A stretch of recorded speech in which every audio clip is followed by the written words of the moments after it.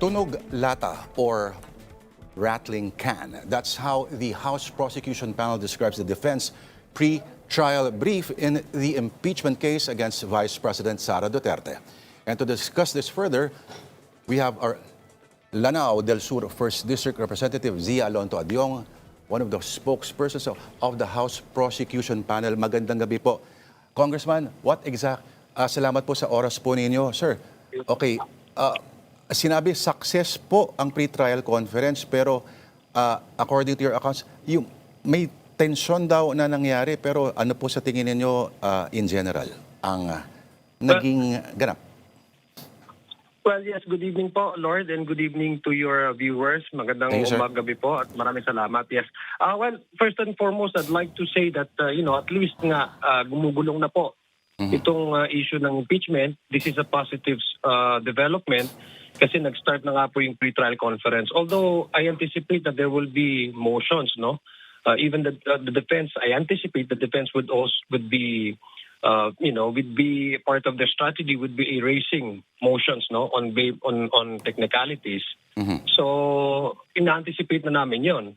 Kaya nga po kung tatanungin mo ko what's actually the what happened, no, as to yung lumabas na nagkaroon daw ng disagreements, but this is just normal, no. I think this is a regular occurrence pagdating sa mga pre-trial conference wherein ang magharap talaga adversarial from the very start. So, what is important is that gumugulong na yung ating usapin sa impeachment, and hopefully by June 25, which is the last day of the pre-trial conference, and then the court will also issue pre-trial order that would signal the start, the next step would be the actual trial.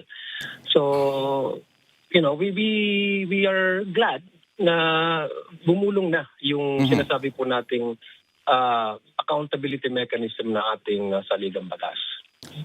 Pero may sinabi so supposedly sir, parang ang brief daw ng defense, smoke screen at hindi raw flashlight. Kumbaga, parang nag-create siya ng more confusion daw than providing answers, sir. Yeah, kasi kung titingnan mo yung substance na we anticipate, this is their opportunity to provide answers to the people. Kasi ang tanong talaga dyan is saan napunta. May aligasyon na hindi napunta sa dapat puntahan, yung halimbawa utilization ng confidential funds. Paano i-explain halimbawa kung bakit wala yung SALN ng Vice Presidente ay hindi tugma doon sa mga natanggap natin na based on material evidence at saka mga testimonial evidence na hindi tugma doon sa mga income niya. That's why you have the unexplained wealth. Articles of unexplained wealth. Nandun din yung halimbawa yung kanyang pagtutreat sa ating Pangulo in bribery. So what the public expected for the longest time, kasi yun naman sinasabi nila, we will answer at the proper forum. Ito po yung proper forum. Hindi sila nag-supply ng substantive, contravening argument or evidence to belie or to disclaim or to argue and to even contest the allegations contained in the articles of impeachment. Hindi ho nila na-explain yon. So ang nakita lang ho natin doon ay the usual questions that they have been pounding since last year, no? Yung procedure, mini trial yung ginagawa ng Justice Committee. It's more on the procedural complaints, no? The question of constitutionality, which actually we have gone past through that stage.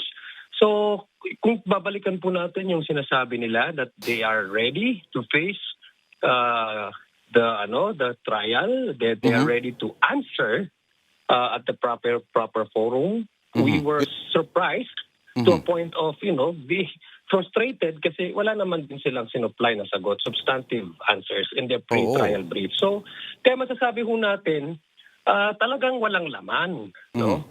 Walang laman.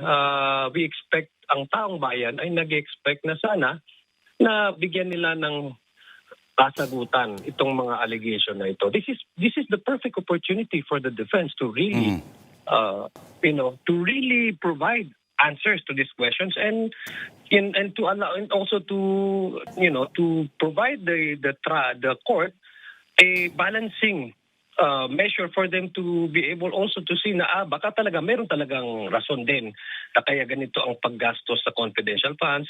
Baka naman din ito yung hindi naintindihan ng prosecution. Pero wala eh. So, well,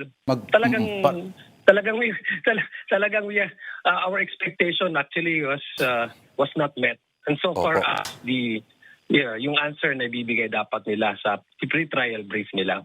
Ibig sabihin, Congressman, hindi natin makikilala finally kung sino si Mary Grace Piatos. Well, isa yun sa mga allegation natin. Sana makaprovide sila ng tao, di ba? Para ipabulaanan yung allegation na ito si Mary Grace Piatos ay tumanggap nitong certain amount na according sa acknowledgement receipt ay pinirmahan niya na parte doon sa confidential fund. Oo. And so if for example, they can able to provide. Kaya nga po meron tayong mga experts to testify doon sa mga specimen ng mga acknowledgement receipts na talagang itong taong to ay buhay at may records. Well, according to PSA, wala silang records, no? Yeah, So, yun nga yung gusto nating malaman eh. Yun ang mga eksakto na answers na gusto natin malaman. Na these are questions that remain to be answered up to this point. No, they were actually already informed a year ago na meron talagang impeachment process, even to a point where the Supreme Court decided because of the due process that was not according to the Supreme Court was not properly applied with, kaya sabi na unconstitutional. And I think that's already an indication for the defense to, if they have really answers to these questions, be able to collate this and present it to the impeachment court today. Pero wala eh. And it says a lot about their strategy. Medyo maaamoy mo na. Oo, Congressman.